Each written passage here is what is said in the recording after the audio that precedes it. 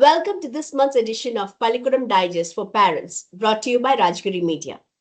In every episode, we bring you research, ideas, and insights to support you as a partner in your child's learning journey. This month, our theme is Building Stronger Bonds for Better Learning. Whether you are helping with homework, reading a bedtime story, or managing challenges, your presence, patience, and participation matter more than ever. Let's move on to the first story. Time is tight, but involvement still matters. We begin in Monterrey, Mexico, a 2025 study by Angela Calderon Villarreal and her team from University de Monterrey, published in Education and Urban Society, looked at the link between parental involvement and student self regulation in primary education. 119 caregivers participated, along with teachers who evaluated children's self regulation. The findings: parental involvement was connected to better student self regulation, but time constraints were the biggest barrier. Parents didn't cite school systems as a problem. It was mostly their own lack of time, and yet, even moderate involvement made a difference in how children managed emotions, tasks, and focus. So, here's the truth: even short, consistent engagement, like checking in about the school day or setting a study routine, can boost your child's inner discipline. Don't aim for perfection, start with what's possible. Be present even in small moments. That's what leaves a lasting impact. Our second story is on the power of bedtime stories. Now to Indonesia. A 2024 study led by Intrawati Inter from UIN Sunan Kaleja, published in Joyceid, Journal of Early Childhood Education, explored parents' views on bedtime storytelling and its impact on early literacy. Survey data reveals three key findings. First, parents generally agree that bedtime stories are important. Second, many have gaps in understanding what early literacy really means. Third, despite good intentions, parents face practical hurdles like limited time or lack of storytelling techniques. But here's the insight: a storytelling doesn't need to be perfect. What matters most is that it becomes a routine.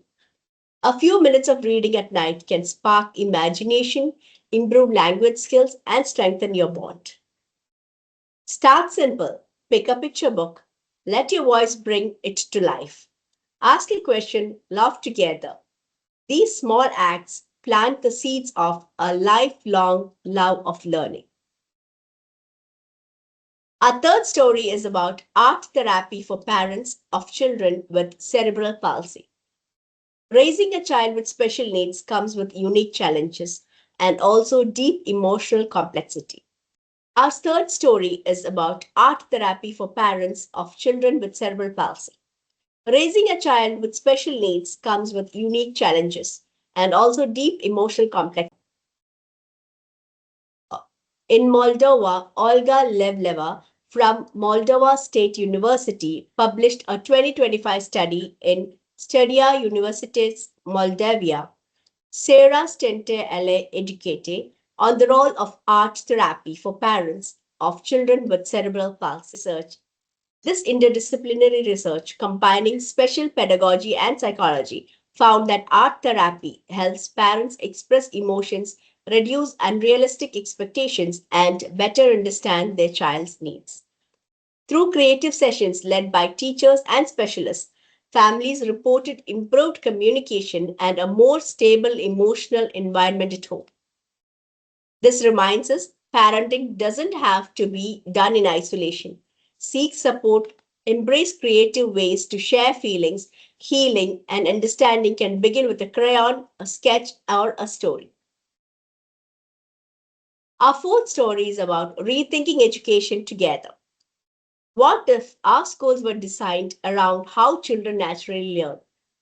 That's the idea behind a 2025 story by Catherine Griskin from State University of New York at New Palsy, published in Behavioral Science.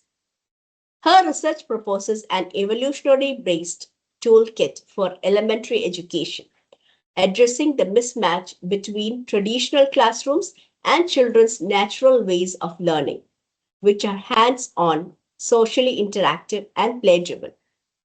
The study highlights that parents, teachers, and administrators must work together to make small, meaningful changes in school systems to better reflect children's innate learning instincts. As a parent, you're not just a supporter, you're a stakeholder. Your feedback, your observations, and your advocacy can help shape classrooms that feel more human, more playful, and more aligned with how kids truly grow.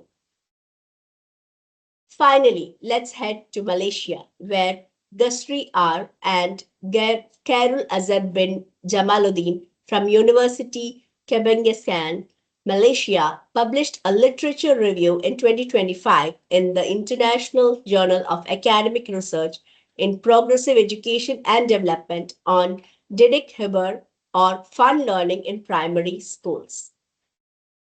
By integrating methods like storytelling, singing, role playing, or and play based activities, this approach significantly boosted student motivation, especially in subjects like math and language.